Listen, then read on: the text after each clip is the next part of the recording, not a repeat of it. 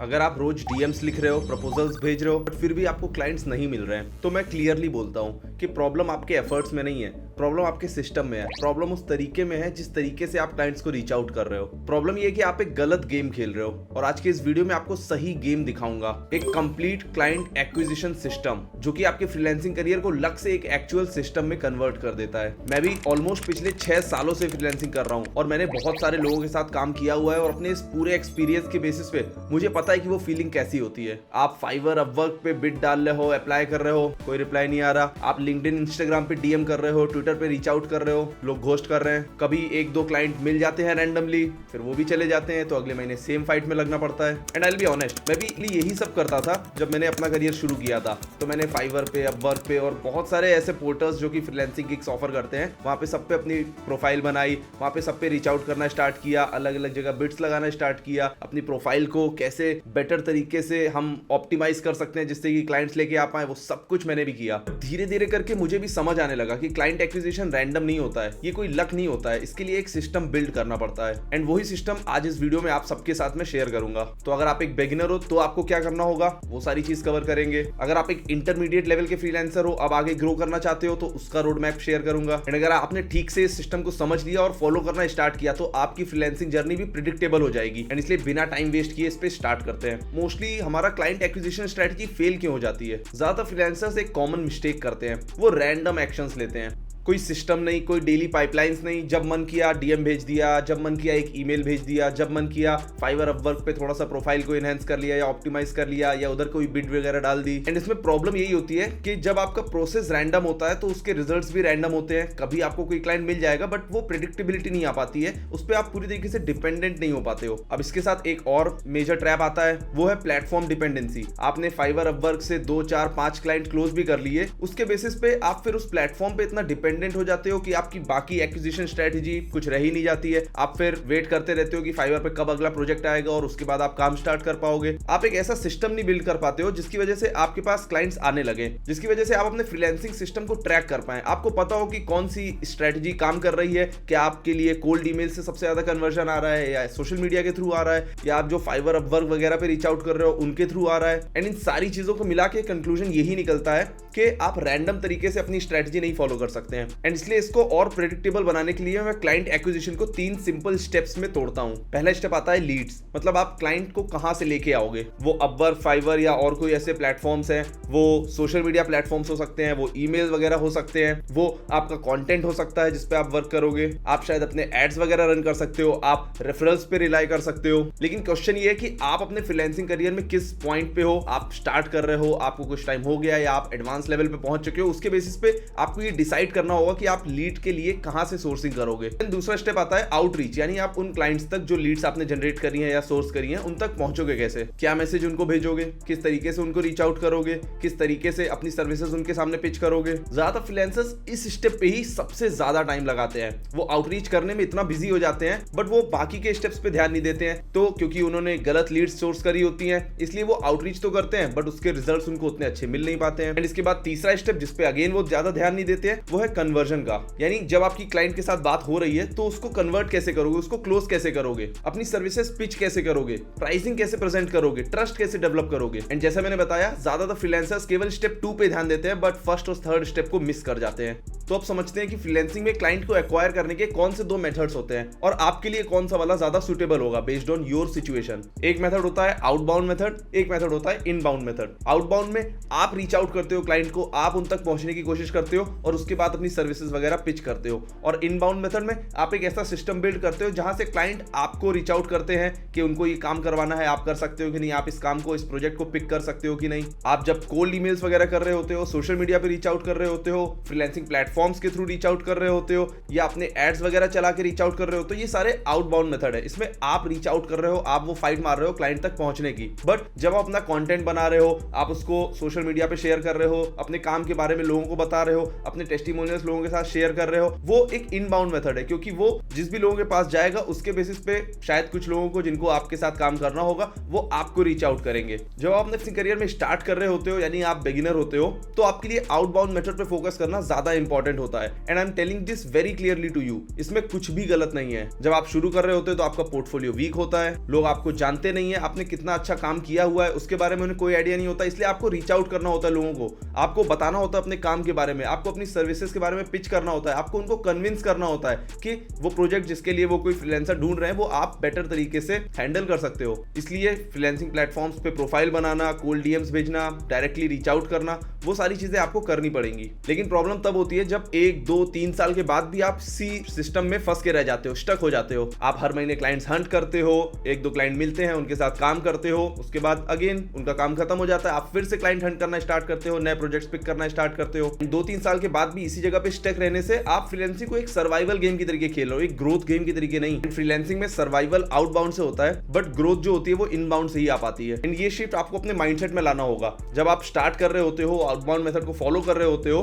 तभी भी अपने दिमाग में हमेशा ये रखो कि कैसे मैं धीरे धीरे ट्रांजिशन कर सकता हूँ इनबाउंड मेथड्स पे, क्योंकि ये लॉन्ग टर्म मेथड्स होते हैं, इनमें ज्यादा टाइम लगता है। और जब आप स्टार्ट से ही चीजों का ध्यान रखोगे, आप 2-3 साल में वो एक इंजन बिल्ड कर पाओगे जिसकी वजह से क्लाइंट आपको रीच आउट करना स्टार्ट करेंगे। आउटबाउंड मेथड भी स्टार्टिंग में तभी काम करता है जब आप ठीक तरीके से आउटरीच कर रहे होते हो, और ज्यादातर फ्रीलांसर्स तो वो ही नहीं कर पाते हैं। सो सबसे पहली चीज, आप जब रीच आउट कर रहे होते हो, चाहे ईमेल के थ्रू कर रहे हो, चाहे आप सोशल मीडिया पे उनको रीच आउट कर रहे हो, जेनरिक डीएम्स भेजना तो बंद ही कर दो। आपको वो कॉपी पेस्ट नहीं करना है जो कि आप सारे क्लाइंट्स को चिपकाने लगोगे मैसेज। वो चीज क्लाइंट को समझ आ जाती है और फिर इसीलिए उन मैसेजेस का कोई रिप्लाई भी नहीं आता है। दूसरी चीज होती है नो पर्सनलाइजेशन। आपने क्लाइंट का काम देखा ही नहीं है, आप किस तरीके से हेल्प कर सकते हो इस पे कुछ रिफ्लेक्ट किया ही नहीं है, आप कैसे उनकी प्रॉब्लम को आइडेंटिफाई कर सकते हो और उसके बाद उनको सॉल्यूशन ऑफर कर सकते हो, उसके बारे में कुछ नहीं सोचा है आपने। ये चीज भी आपके मैसेज में फिर दिख जाती है कि आपने कोई रिसर्च करी नहीं है और डायरेक्टली केवल रीच आउट करने के लिए उनको एक मैसेज सेंड कर दिया है। एंड तीसरी चीज आती है स्किल फर्स्ट मैसेजिंग। आपको अपनी स्किल बेचने के साथ स्टार्ट नहीं करना है मैसेज। क्लाइंट को ये नहीं सुनना है कि आप क्या सर्विसेज ऑफर करते हो, क्लाइंट को सुनना है कि वो अभी क्या गलती कर रहा है और आप किस तरीके से उस गलती को सॉल्व कर सकते हो।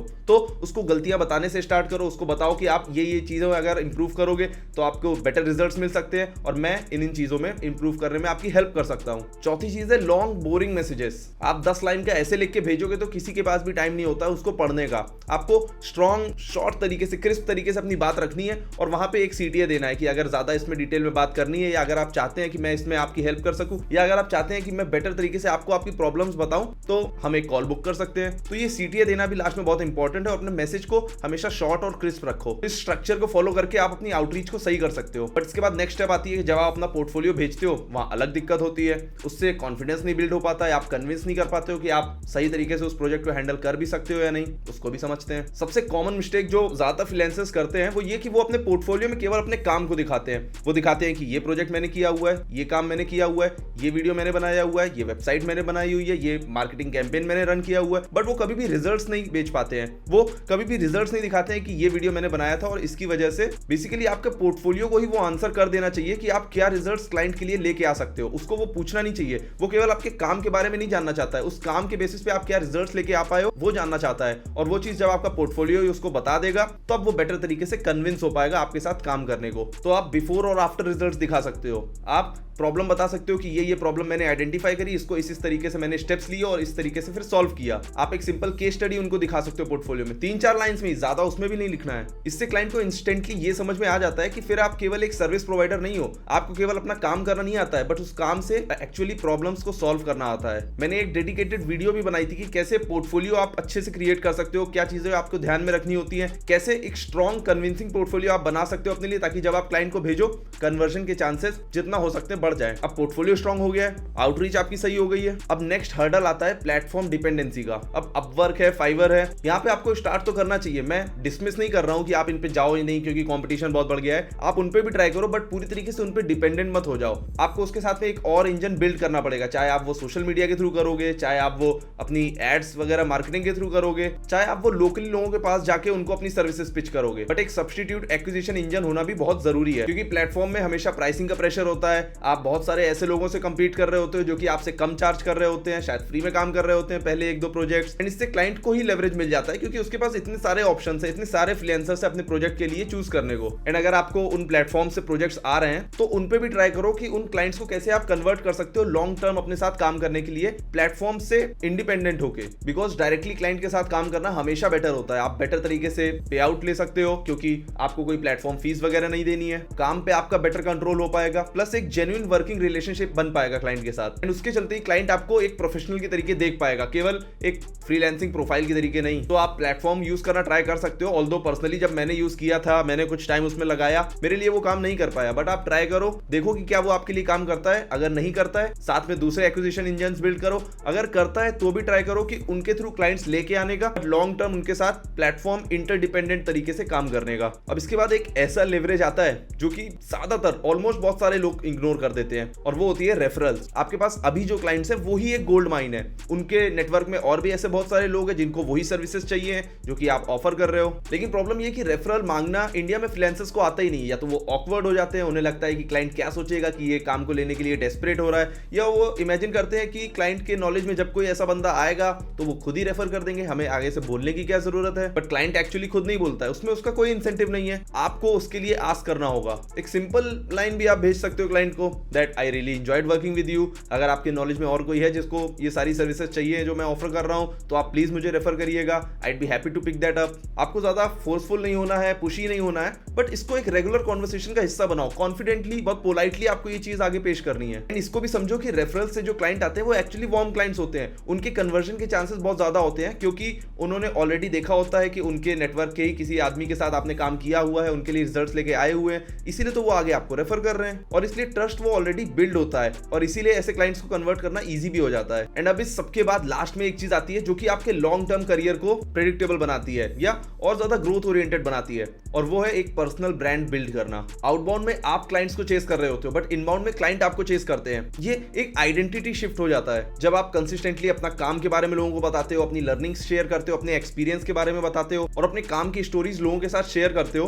तो लोगों के माइंड में एक इमेज बिल्ड होती है आपकी कि आप उस पर्टिकुलर स्किल के लिए एक ऑथोरिटेटिव फिगर हो, आपको अपना काम करना आता है, आपने इतने सारे लोगों के साथ काम किया हुआ है, लोग आपके काम के बारे में जानने लगते हैं, लोग आपको उस काम से लिंक करने लगते हैं, और ये चीज ही आपकी ऑथोरिटी बिल्ड करता है। तो आप चाहे लिंक्डइन पे अपने काम के बारे में शेयर करो, इंस्टाग्राम पे शेयर करो, ट्विटर पे शेयर करो, बेस्ड ऑन के आपको किस तरीके के क्लाइंट्स चाहिए है, आपका काम स्किल किस तरीके की है, उसके बेसिस पे आपको प्लेटफॉर्म डिसाइड करने होंगे। अगर आप क्रिएटर्स वगैरह के साथ ज्यादा काम करना चाहते हो, ट्विटर पे स्टार्ट करो। अगर आप कॉर्पोरेट्स के साथ ज्यादा काम करना चाहते हो, लिंक्डइन पे स्टार्ट करो। अगर आप यूट्यूब या इंस्टाग्राम क्रिएटर्स के साथ काम करना चाहते हो, तो उन प्लेटफॉर्म्स पे स्टार्ट करो। प्लेटफॉर्म डिसाइड करो, रेगुलरली अपने काम के बारे में, अपने एक्सपीरियंसेस के बारे में शेयर करना स्टार्ट करो, एंड देन कंसिस्टेंटली उसको लंबे समय तक करते रहो। ये 2 से 3 साल का प्रोसेस है, एंड इसीलिए ये प्रोसेस आपको तभी स्टार्ट करना होगा जब आप आउटबाउंड वाले मेथड पे हो, यानी आपने अपना फ्रीलांसिंग करियर स्टार्ट किया है, उसके साथ ही ये स्टेप्स जब आप लेना स्टार्ट कर देते हो, तो 2 से 3 साल में इस इनबाउंड इंजन को भी आप बिल्ड कर पाते हो। बहुत ज्यादा विजिबिलिटी जरूरी नहीं है, तो ऐसा नहीं आपको फाइट मारनी है कि मेरे बहुत सारे व्यूज आ जाएं या बहुत सारे लाइक्स आ जाएं। आपके लिए एक स्ट्रॉन्ग लॉयल ऑडियंस बेस ज्यादा इंपॉर्टेंट है। एक छोटा बट लॉयल ऑडियंस बेस भी आपके लिए लीड्स जनरेट कर सकता है। एंड आजकल जो एआई इतना ज्यादा चल रहा है, इसमें सबसे जरूरी चीज तो यही आती है कि आप अपना एक पर्सनल ब्रांड बिल्ड करो, क्योंकि ये एक जेनरिक फ्रीलांसर को तो रिप्लेस कर सकता है, बट एक ऑथोरिटेटिव फिगर जिसका एक स्किल में अच्छा कमांड है, लोग उसको उस स्किल के बारे में जानते हैं, उस काम के बारे में जानते हैं, उसको ये रिप्लेस नहीं कर पाएगा। एंड इसीलिए पर्सनल ब्रांड ही वो चीज होती है जो कि आपको मार्केट में इररिप्लेसेबल बना पाती है। तो फाइनली जल्दी सब कुछ रिकैप समराइज कर लेते हैं। सबसे पहले तो मेन प्रॉब्लम को समझो कि आप रैंडम एक्शंस पे रिलाई नहीं कर सकते हो, आपको एक प्रेडिक्टेबल सिस्टम बिल्ड करना होगा। उस सिस्टम को 3 स्टेप्स में डिवाइड करो, लीड्स का, आउटरीच का और कन्वर्जन का, और इन तीनों स्टेप्स पे ठीक तरीके से फोकस करो, किसी एक 2 स्टेप्स पे ही नहीं। अगर बिगिनर हो तो आउटबाउंड मेथड से शुरू करो, बट पैरेलली इनबाउंड मेथड के लिए भी काम करते रहो। आउटरीच हमेशा शॉर्ट और स्पेसिफिक रखो, और हमेशा प्रॉब्लम फर्स्ट तरीके से रखो। पोर्टफोलियो में काम की जगह रिजल्ट्स दिखाओ। प्लेटफॉर्म्स पे ट्राई करो, फाइट मारो, बट उस पे पूरी तरीके से डिपेंडेंट मत बन जाओ। रेफरल्स मांगो, क्योंकि वहां के जो क्लाइंट्स आते हैं वार्म होते हैं और उनके कन्वर्जन के चांसेस सबसे ज्यादा होते हैं। धीरे धीरे करके अपने काम के बारे में लोगों को बताओ और अपना पर्सनल ब्रांड बिल्ड करो, जो कि अल्टीमेटली लॉन्ग टर्म में आपका क्लाइंट एक्विजिशन इंजन बन पाएगा। क्योंकि क्लाइंट एक्विजिशन कोई एक बार का काम नहीं है, ये वो फाइट है, वो स्टेप्स होते हैं जो कि आपको रेगुलरली लेने होते हैं, वो सिस्टम होता है जो कि आपको कंसिस्टेंटली फॉलो करना होता है। एंड फ्रीलांसिंग में प्रॉब्लम क्लाइंट्स की तो होती ही नहीं है, मेजॉरिटी ऑफ द टाइम्स वो प्रॉब्लम सिस्टम्स की ही होती है। एंड जब आप अलग अलग चीजों के लिए सिस्टम्स बनाना स्टार्ट कर दोगे, उनको फॉलो करना स्टार्ट कर दोगे, आपकी फ्रीलांसिंग जर्नी भी प्रेडिक्टेबल हो जाएगी। फ्रीलांसिंग को आप सभी लोगों के लिए एक रेलेवेंट करियर ऑप्शन बनाना इस चैनल के थ्रू मेरा मिशन है, और इसीलिए मैं अपनी 5-6 सालों की पूरी लर्निंग्स जो है, एक्सपीरियंसेस जो है, क्या तरीके, क्या स्टेप्स, क्या गलतियां मैंने करी या क्या वो चीजें थी जिससे मेरी हेल्प हुई है, वो सभी चीजें आप सबके साथ इस YouTube चैनल पे अपने वीडियोस बना के शेयर करता हूं। तो आप उन बाकी वीडियोस को भी चेकआउट कर सकते हो। आई होप इस वीडियो से आपकी हेल्प हुई होगी। This is me Piyush Shukla, taking your leave.